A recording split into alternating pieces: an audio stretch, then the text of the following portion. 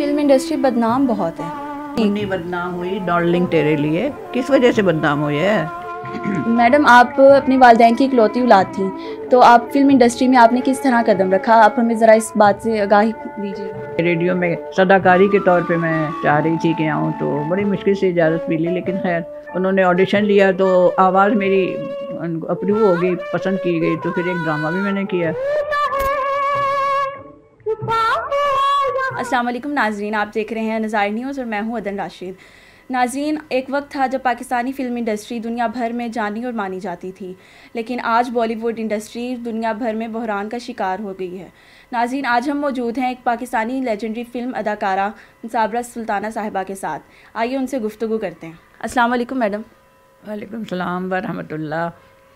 Madam آپ اپنے والدین کی اکلوتی اولاد تھیں، تو آپ فلم انڈسٹری میں آپ نے کس طرح قدم رکھا؟ آپ ہمیں ذرا اس بات سے آگاہی دیجیے گا.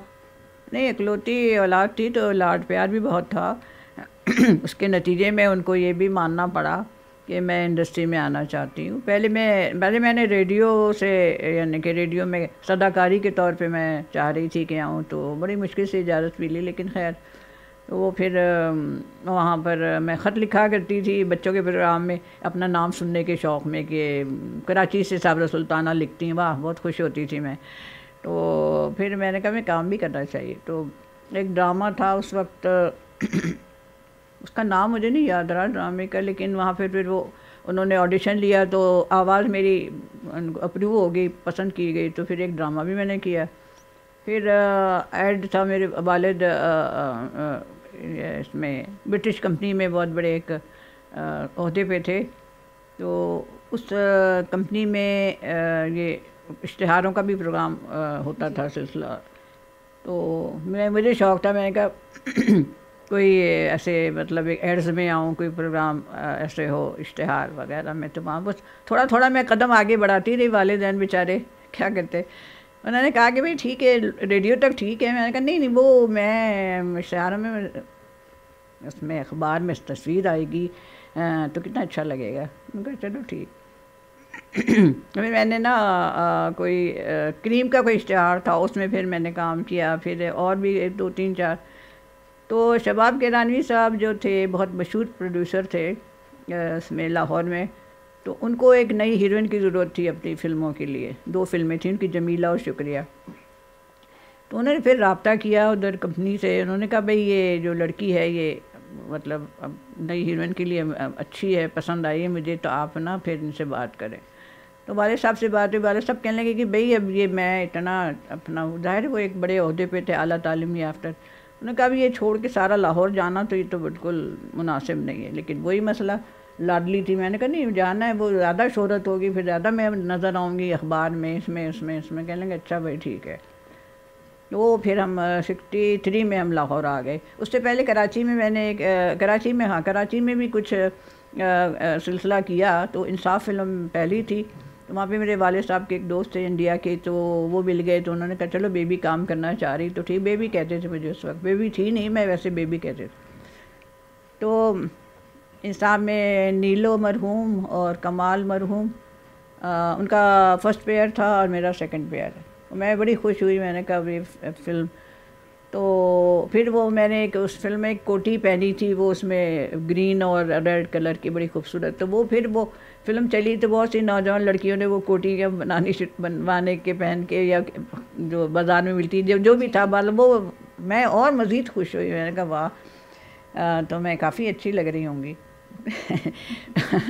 جی بالکل.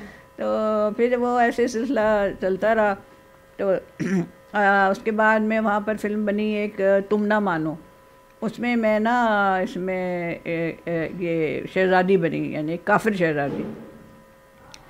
تو کافر شہزادی جو تھی اس میں لباس ذرا تھوڑا سا تھا. تو میں نے کہا بھی مجھے بڑی شرم آئی. میں نے کہا والد صاحب بھی والدین بھئی یہ لباس. تو انہوں نے کہا بھی جب یہ کافر جو ہے نا وہ شلوار قمیض تو نہیں نہ پہنتے کافر لوگ، تو آپ وہ یہی پہنے آپ نے جو ہے لباس. تو وہ کافی مطلب تھا ایسا ہی لباس. بہرحال شوق تھا نا، شوق کے بارے مری جا رہی تھی. میں نے کہا ٹھیک ہے پہن لوں گی میں لباس.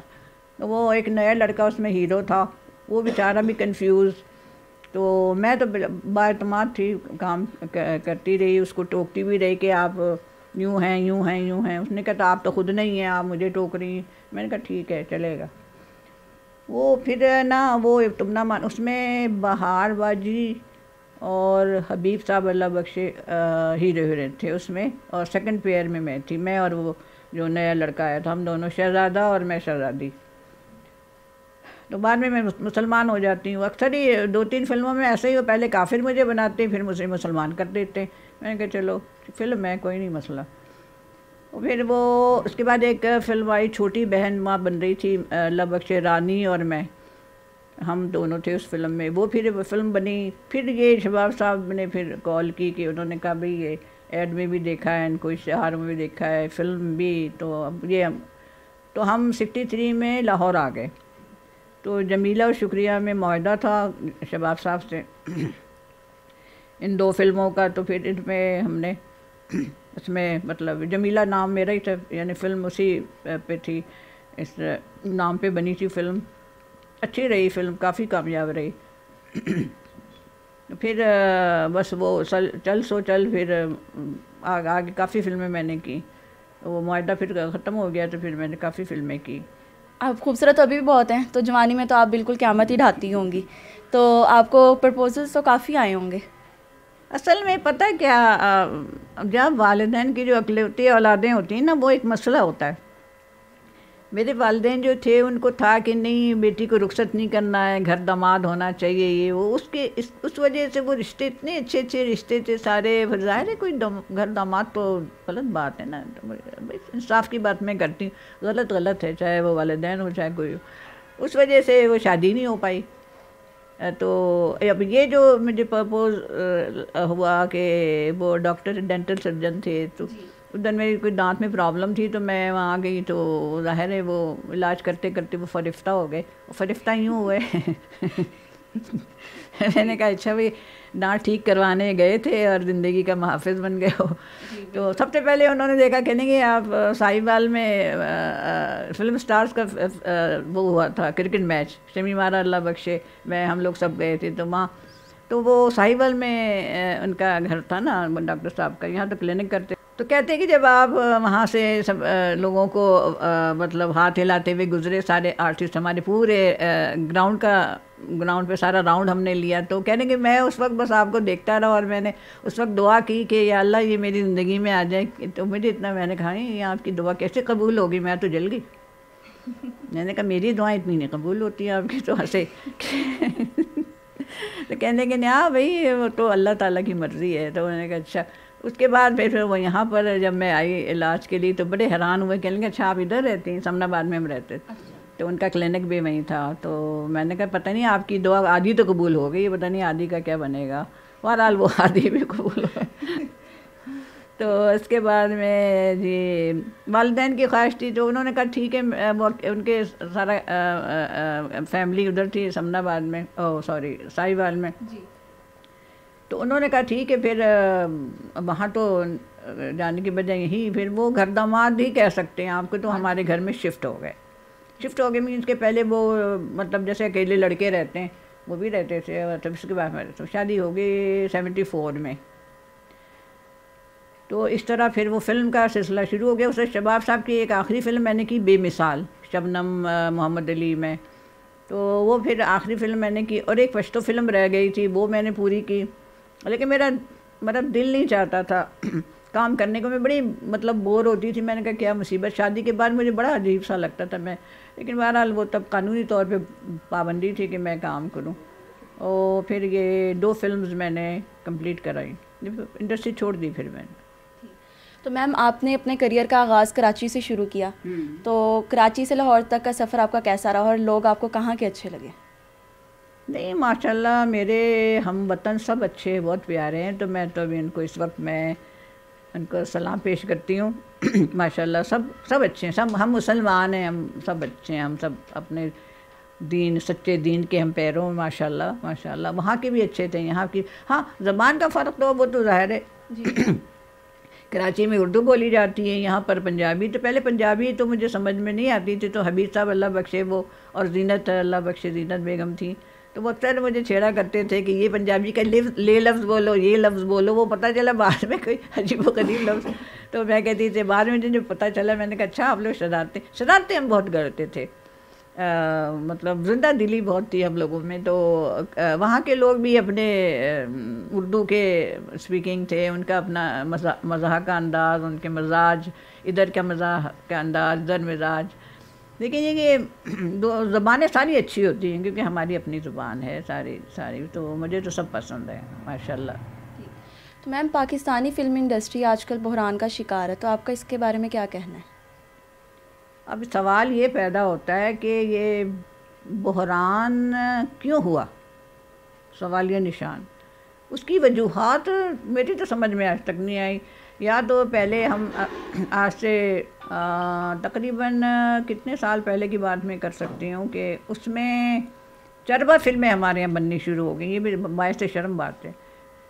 انڈیا کی فلموں کی ہم چربا بناتے تھے اور بس وہ چل بھی جاتی تھی، فلمیں کامیاب بھی ہوتی تھیں. پھر وہ سلسلہ پھر وہ آہستہ آہستہ تب وہ سلسلہ ختم ہوا. اوریجنل اسٹوریز پہ بنی. کچھ انڈسٹری میں کچھ بے ایمانیاں، کچھ کیا کہنا چاہیے، کرپشن یا کیا کہہ سکتے ہیں ہم. پھر یہ کہ اور اس کی ایک وجہ یہ تھی کہ وی سی آر آ گیا. جی. اب وی سی آر پہ لوگ انڈیا کی فلمیں دیکھ رہے ہیں. وہ پاکستانی فلموں کو کتنی اہمیت نہیں دی جا رہی. پھر وہ کیا کہتے ہیں اس کو، ڈش اینٹینا آ گیا. وہ یہ چیزیں تھیں. تو میرا خیال یہ ہے کہ یہ عوامل تھے جس کی وجہ سے یہ بحران شروع ہوا اور ہوتا چلا گیا. بس میں تو میرا خیال ہے کہ میرے ذہن میں تو یہی بات آتی. باقی واللہ علم. جی. فلم انڈسٹری بدنام بہت ہے. کس سلسلے میں، کس حوالے سے؟ نہیں، حوالہ بھی ہونا چاہیے. نہیں بدنام جی منی بدنام ہوئی ڈارلنگ تیرے لیے. کس وجہ سے بدنام ہوئی ہے؟ جی بالکل ایسے ہی ڈیو ٹو وال ڈریسز اور ولگیرٹی کی وجہ سے. بولے نا، کھل کے بولے نا کہ یہ چیز میں تو کھل کے بات کرتی ہوں. I am very bold. Vulgarity کیوں آئی؟ انڈیا کی فلموں سے ہم انڈیا کے لوگوں سے بے انتہا متاثر. اب وہاں پر ٹاک شوز یہ جو ایوارڈ شوز ہوتے ہیں تو وہاں پر ایک آدھ کو چھوڑ کے باقی ساری خواتین وہ بس برائے نام وہ. اب ہمارے یہاں جو ایوارڈ شوز ہو رہے ہیں، جو بھی ایوارڈز ہیں، اس میں وہی بالکل ہو بہو ان کی طرح وہی ہیئر سٹائل، وہی کپڑے. سوال یہ پیدا ہوتا ہے کہ آپ کو اپنے اوپر اعتماد کیوں نہیں ہے؟ جی بالکل. کہ آپ ایسے اٹریکٹ کرنے کے لیے، لوگوں کو اپنی طرف متوجہ کرنے کے لیے آپ کو ان سہاروں کی ضرورت ہے؟ آپ کی شکل صورت اچھی، آپ آرٹسٹ ہیں، آپ اچھی پرفارمر ہیں، اچھی اداکارہ ہیں، جو بھی ہے، اور مزید جو شعبہ جات ہیں، آپ کو ضرورت ہی نہیں ان چیزوں کی. لیکن ہم جو وہی مطلب کہ پہلے ہم چربا فلمیں کرتے رہے، انڈیا کی فلموں کی نقل اتارتے رہے. پھر وہ اس کے بعد اب یہ لباس کی نقل کر رہے ہیں کہ وہ جیسے پہنے ہم بھی ایسے پہنے. حالانکہ آپ انڈیا کی ایک آرٹسٹ مجھے یاد آ رہی ہے، وہ اس کا نام ہے ودیا بالن. اس عورت کو، اس اداکارہ کو میں نے آج تک کوئی ایسا لباس نہیں دیکھا. وہ صرف اپنا جو ٹریڈیشنل یعنی جو ان کا ہندوانی ہوتا ہے، ساڑی، بلاؤز اور ٹیکا اور جوڑا، اس کو میں نے آج تک کسی اور لباس میں نہیں دیکھا. یہ ہوتا ہے طریقہ. اس سے سیکھو کہ آپ اپنا لباس پہنو، آپ یہ کرو. آپ وہ بھی ایک اچھی آرٹسٹ ہے، بڑی مشہور ہے. آپ صرف اپنے مطلب ہے کہ اس کے اوپر اپنے صلاحیتوں پہ بھروسہ کریں. تو یہ بات تو باقی غلط ہے. آپ صحیح کہہ رہے ہیں کہ بدنام کے ہم تو خود ہی بدنام انسان اپنے آپ کو کرتا ہے. کسی نے کہا تو نہیں آپ کو، یا کسی نے آپ کے کنپٹی پہ بندوق تو نہیں رکھا کہ نہیں آپ نے یہی لباس پہنا. نہیں ہے، نہیں، آپ کی مرضی ہے. جی میڈم، آپ کو سنگ مرمر کے مجسمے کا ایوارڈ ملا، آپ اس کے بارے میں کیا کہنا چاہیں گی؟ میں وہ ہوا یوں، مجاہد میں پولینڈ کی شہزادی کا رول تھا میرا. تو وہ اخبار والوں نے لکھا، ایک اخبار نے لکھا، اخبار میں وہ ایک صاحب نے لکھا مجھے کہ یہ جو لڑکی نہیں آئی ہے، اداکاری تو کوئی خاص اچھی نہیں ہے، بس گزارا، لیکن لگتی سنگ مرمر کے مجسمے کی طرح بڑی خوبصورت ہے یہ. میں نے کہا تو میرا دل بجھ گیا. میں نے کہا اچھا میں اداکارہ اچھی نہیں ہوں. وہ بڑا دل میرا اداس ہوا.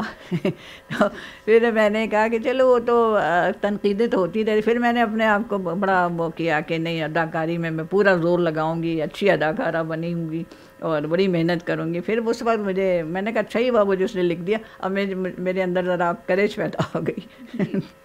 آپ کو اس کے علاوہ کوئی اور ایوارڈ یا کوئی اور بات کا سامنا کرنا پڑا؟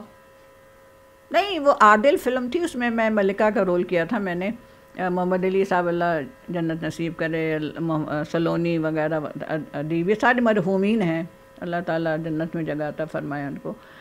تو اس میں میں نے پہلے کافر, وہی بتایا نا میں نے کافر پہلے ہوتی, اس میں کافر ملکہ کا رول کیا. اس میں بھی لباس ذرا ایسا ہی تھا. تو وہ میں نے کہا بھئی یہ کیسا, انہوں نے کہا بھئی اب آپ کافر ہیں, بعد میں آپ مسلمان ہوں گے. تو اس میں تاج میں نے پہنا ہوا ملکہ تھی, اور وہ لباس بڑا زرق برق لباس. تو وہ پھر اس میں مجھے نا پھر یہ ملکہ حسن کا خطاب ملا. تو وہ فلم عادل تھی.